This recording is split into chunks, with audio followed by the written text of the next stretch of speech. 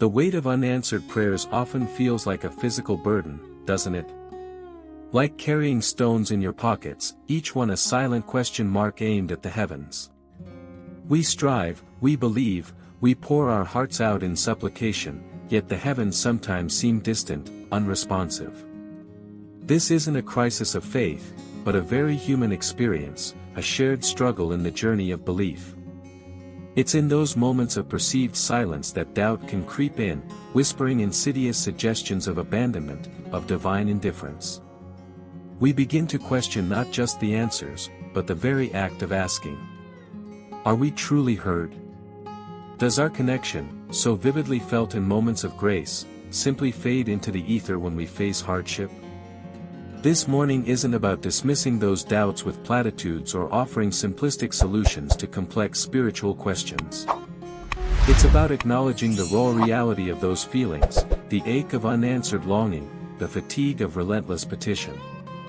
It's about recognizing that walking with God isn't always a stroll through a sunlit garden.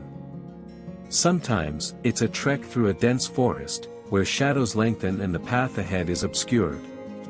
It's easy to maintain faith when blessings abound, when every need is met with seemingly miraculous precision. But what about when the miracles seem to cease? What about when the needs multiply and the answers remain elusive? This is where the true test of faith begins, where the casual believer is separated from the committed disciple. Perhaps you're facing a mountain of debt that seems insurmountable, despite your diligent efforts to manage your finances responsibly. Maybe it's a fractured relationship, a bond strained to the breaking point by misunderstandings and unspoken resentments. Or perhaps it's a health crisis, a relentless battle against illness that drains your energy and weakens your spirit. Whatever your specific challenge, the underlying feeling is the same, a profound sense of helplessness, a nagging fear that you're facing this battle alone. You've prayed, you've fasted, you've sought counsel, yet the breakthrough you desperately desire remains just out of reach. The temptation is to give up, to resign yourself to the circumstances, to conclude that God has somehow forgotten your plight. But what if the perceived silence isn't absence, but rather an invitation? An invitation to deepen your understanding of what it truly means to walk with God. Not as a passive recipient of blessings, but as an active participant in your own spiritual growth. Not as a petitioner demanding answers, but as a partner seeking wisdom. Walking with God isn't about dictating terms or manipulating outcomes. It's about aligning your will with His, trusting that His plan for your life, even when shrouded in mystery, is ultimately for your good. The core of this reflection lies not in providing instant solutions or guaranteeing immediate relief.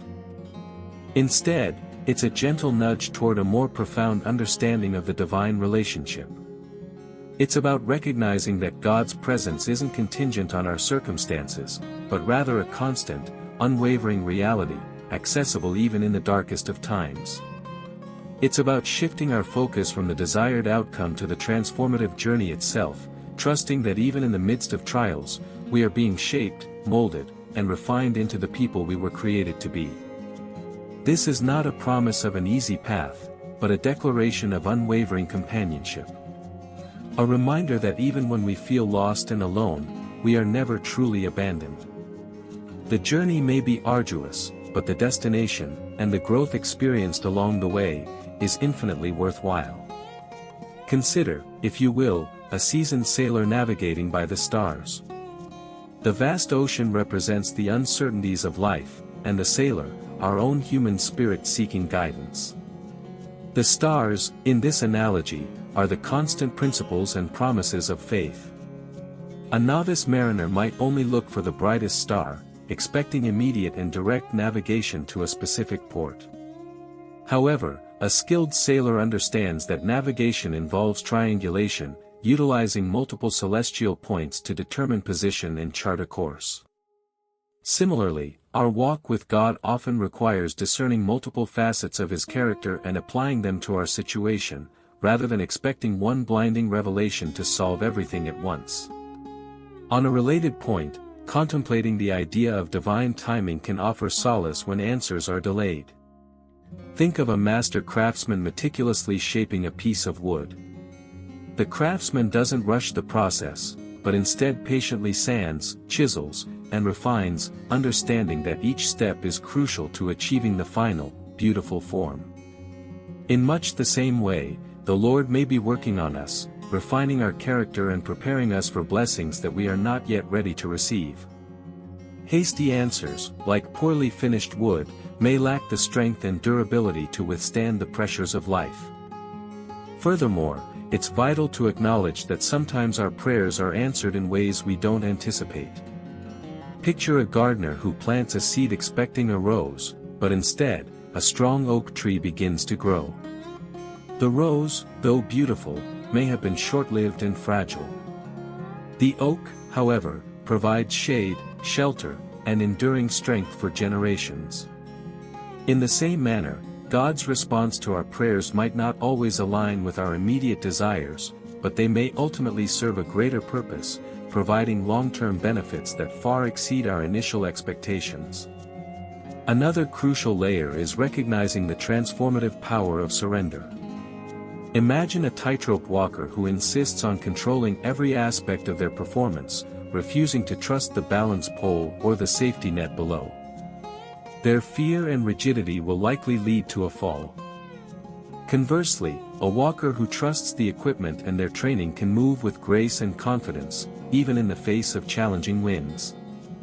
Likewise, surrendering our anxieties and control to God allows us to navigate life's uncertainties with greater poise and resilience.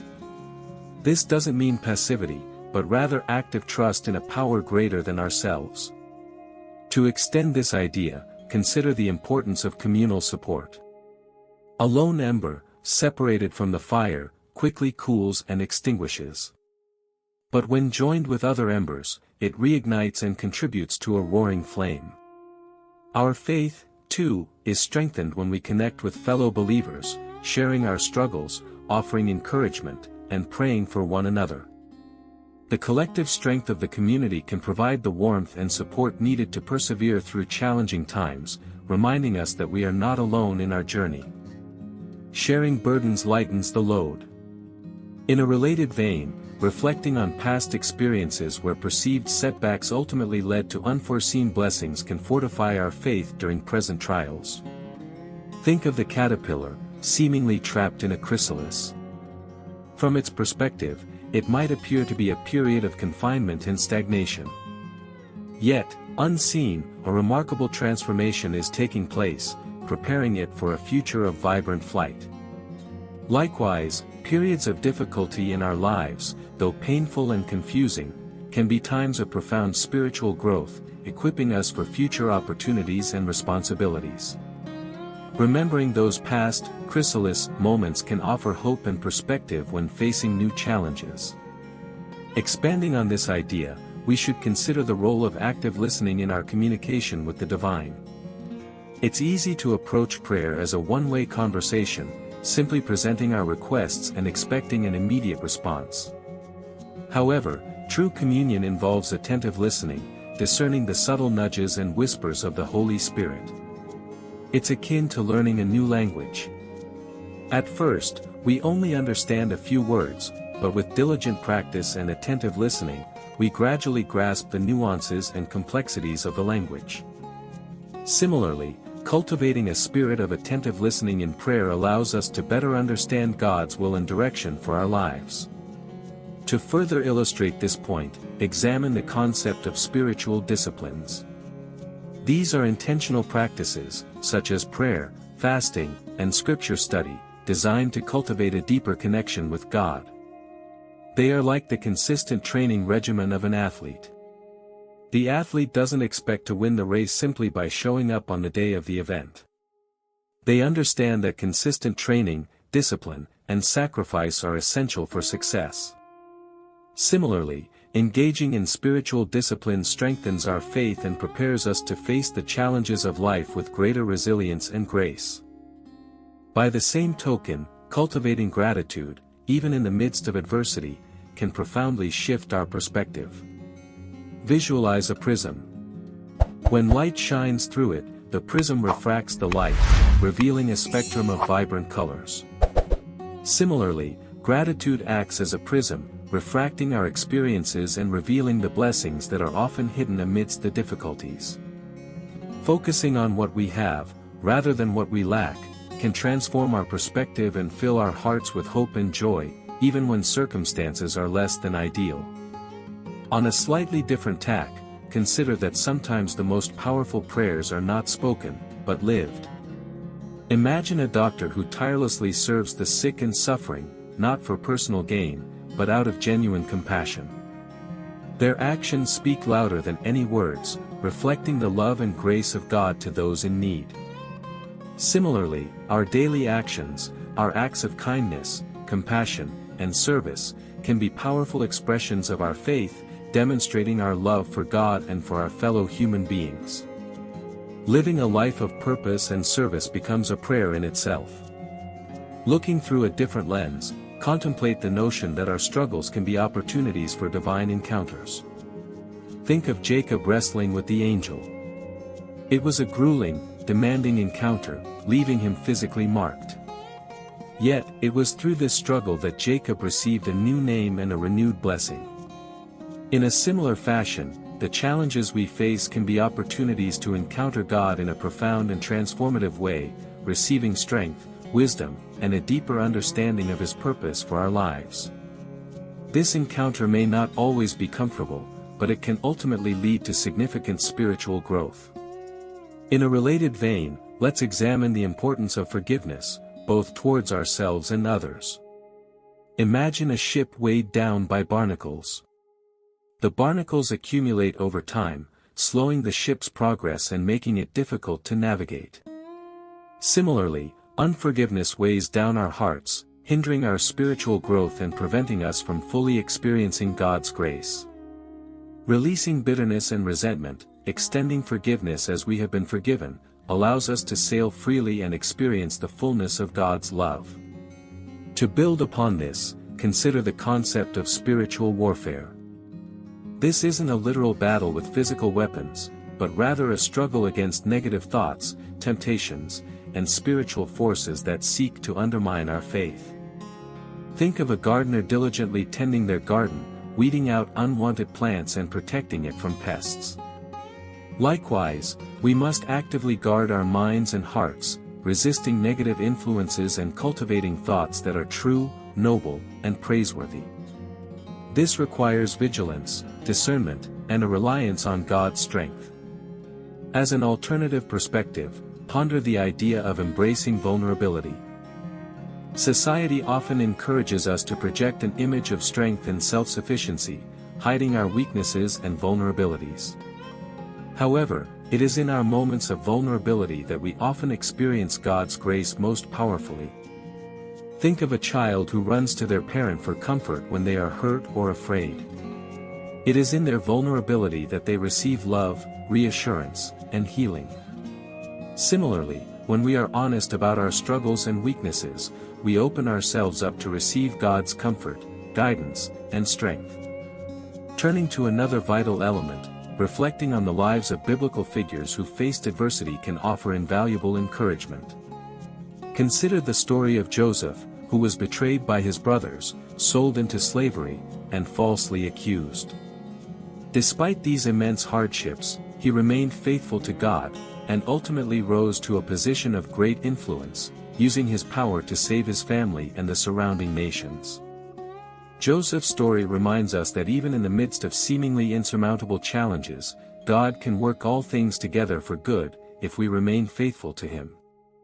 Reflecting on this journey thus far, we begin to perceive a common undercurrent weaving through the tapestry of our experiences, a call to deeper engagement, a summons to move beyond the surface level of faith and embrace a more profound relationship with the divine.